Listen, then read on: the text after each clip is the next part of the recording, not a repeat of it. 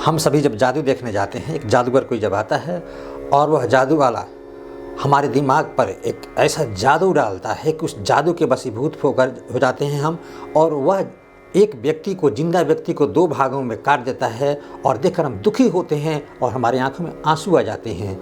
और उसके अलावा जब आसपास एक मदारी वाला जब आता है, एक छोटे बच्चे को चाकू से उसके हार्ट को निकाल देता है और हम भयभीत हो जाते हैं। जब देखते हैं तो हिलते भी नहीं हैं, उसके जादू के वशीभूत हो जाते हैं और फिर वो हमारे आंखों में से आंसू आ जाते हैं। या जब हम कोई फिल्म देखते हैं और फिल्म में ऐसी घटनाएं होती है कि वृद्ध माँ बाप को किसी उनके संतान ने घर से निकाल दिया वृद्धावस्था में और वो ठोकर खा रहे हैं, भीख मांग रहे हैं, हमारी आंखों में आंसू आ जाते हैं।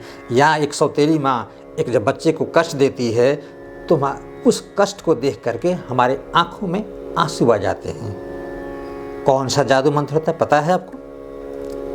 आइए इस बात को समझेंगे कि क्या होता है। ये सारा खेल जो होता है, ना इसमें कोई मंत्र होता है और ना कोई जादू होता है। तो आइए इसको समझते हैं। तो सबसे पहले तो आपका स्वागत है कृष्णा की तरफ से और कृष्णा का पाठशाला में। ये सारा खेल जो होता है हमारे इस अवचेतन मन का होता है। इस अवचेतन मन के कारण ही, अवचेतन मन के प्रभावित होने के कारण ही व्यक्ति आत्महत्या भी कर सकता है। हम चाहे तो आत्महत्या को रोक सकते हैं समय पर। आह या श्राप लगती है इसी कारण। इसी जो है अवचेतन मन के कारण। एक अवचेतन मन क्या है? ब्रह्मांड का एक रहस्य है। सबसे बड़ी बात है कि एक बहुत बड़ा रहस्य है और इस पर हम वीडियो जो है, जो भी हमारी जानकारी है साझा करेंगे। और आपको अगर अच्छा लगता है तो देखिए और दूसरे को दिखाना चाहते हैं तो शेयर कीजिए। ये मनोवैज्ञानिक जो है इसी के कारण जो है क्या करते हैं? इलाज करते हैं इसी अवचेतन मन को प्रभावित करके। सम्मोहन भी कोई मंत्र नहीं है। ये जादू दिखाना, ये मदारी, जितने भी होता है ये सब सम्मोहन का खेला है और इस अवचेतन मन के कारण होता है। ये सारी घटनाएं होती है। तो होता क्या है देखिए, माइंड, इसके पहले हम बताए थे कि माइंड 2 भाग होगा इसके। एक तो कॉन्शियस माइंड, सब कॉन्शियस माइंड, यानी चेतन मन और अवचेतन मन। इसमें 10% हमारा जो होता है चेतन मन है और 90%, 90% अवचेतन मन।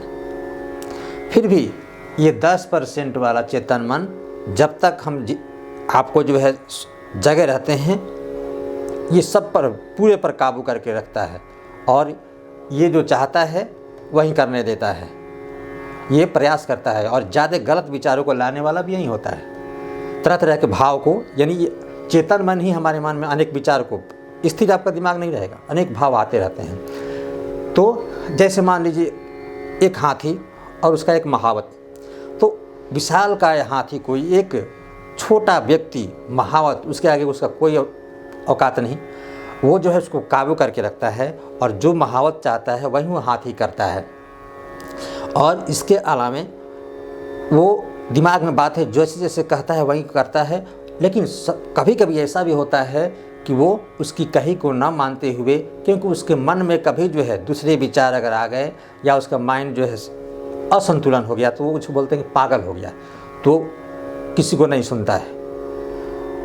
तो वही है ये हमारा चेतन और अवचेतन मन। ठीक है, चेतन में अव उपसर्ग लगा है, अवचेतन बनता है। तो इसमें आपका होता क्या है कि ये सारी घटना, हमारे आंखों में आंसू क्यों आते हैं? क्या कारण है कि हम झूठ जानते हैं, मदारी जानते हैं कि वो किसी को काट नहीं सकता, किसी व्यक्ति को, जिंदा व्यक्ति को मदारी वाला काट के जोड़ नहीं सकता। ठीक है, फिल्म में जो है जानते हैं कि फिल्म जो झूठी है, कहानी चल रही है, ये हमारे डायरेक्टर है, हीरो है, हीरोइन है, ये घटनाएं जो है ये काल्पनिक है और ये फिल्म के रूप में चल रही है, लेकिन फिर भी हमारी आंखों में आंसू आते हैं। क्यों? तो ये अवचेतन मन बड़ा ही भोला भाला है। ये हर बात को समझता है। चेतन मन जानता है कि ये झूठ है, लेकिन ये नहीं जानता है। ये अवचेतन मन हमारा झूठ को भी सत्य मानता है।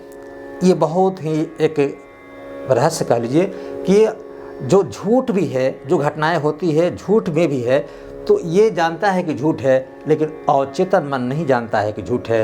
ये झूठ को भी सत्य मानता है और अगर इसको जो है मजबूत किया जाए उस झूठ को, तो उसी को सत्य में बदलने का प्रयास करता है और इसी खेले से सारा काम होता है। तो होता क्या है कि जो भी है जादूगर चाहे फिल्म जो भी होती उसमें हमारा ध्यान जो है ये चेतन मन ध्यान को इधर उधर नहीं करता है। हमारा ध्यान एक तरफ फिल्म की तरफ हो जाती है। जब वैसे दृश्य आते हैं तो हमारा ध्यान फिल्म की तरफ होता है। हमारा ध्यान उस जादू वाले देखना जो जादू दिखाता है हमारे ध्यान को आकर्षित करके रखता है। आप इधर उधर जब भी देखिएगा वो रोकता है। एक मदारी वाला दिखाता है, जब इधर उधर हटिएगा तो कहता है कि हमारा लड़का मर जाएगा, आप हटिएगा तो ये हो जाएगा। आपके ध्यान को खींचने का वही उसका ट्रिक है और उसी ट्रिक से वो खिला दिखाता है।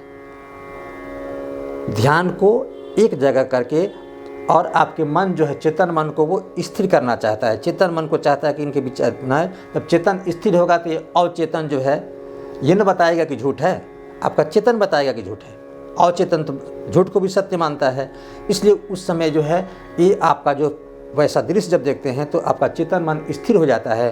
अवचेतन उस झूठ को सत्य मान लेता है और फिर हमारे आँखों में आंसू आ जाते हैं, दुख पर दुखी हो जाते हैं हम। तो इसी कारण से होता है कि हमारे झूठ पर भी हमारे आँखों में आंसू आ जाते हैं। अब ये हम जानने का प्रयास करते हैं कि कौन कौन सी बातें जो होती है हमारे अवचेतन मन को प्रभावित करती है। पहले कि दृढ़ इच्छा शक्ति वाले विचार। वैसे विचार जो हम दृढ़ इच्छा शक्ति करके और किसी मन में विचार को लाते हैं शांत, उस समय हमारा विचार ठीक है, मन ठीक है, तो वो उसको जो है वह विचार जो है चेतन मन को साइड करके और चेतन में आता है, उसका प्रभाव पड़ता है।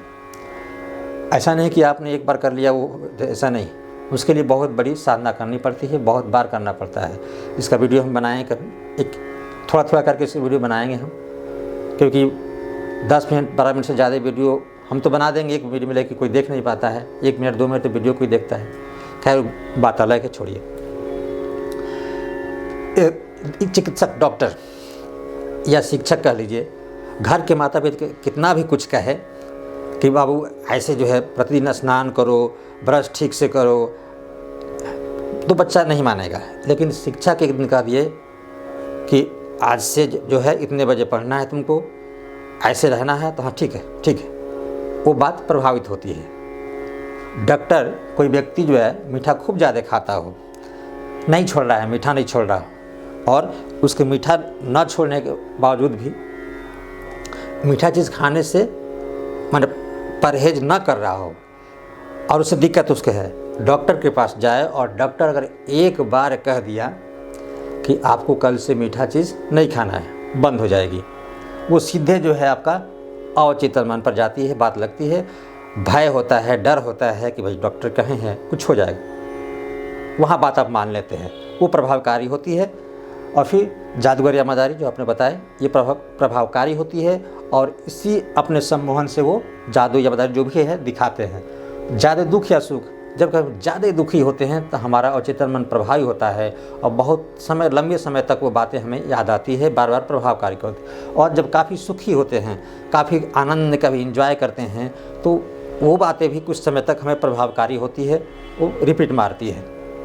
भय या शांत, काफ़ी शांत माहौल हो और या भय, जैसे कोई व्यक्ति आपको कह दिया कि अब यहाँ से आगे जाइएगा रात में, तो वो जो बागीचा पड़ता है वहाँ पर बहुत बड़ा भूत है, बहुत बड़ा एक भूत है या कोई जो भी है, वहाँ कोई भय से जाता नहीं है और संजोग से आप किसी कारण बस कभी फंस गए और उसी रास्ते से आपको गुजरना हो गया, तो आपके दिमाग में बात जो है जब याद आएगी जो अवचेतन में है, क्योंकि वो घर कर गई है कि वहाँ जो है क्या है, भूत है।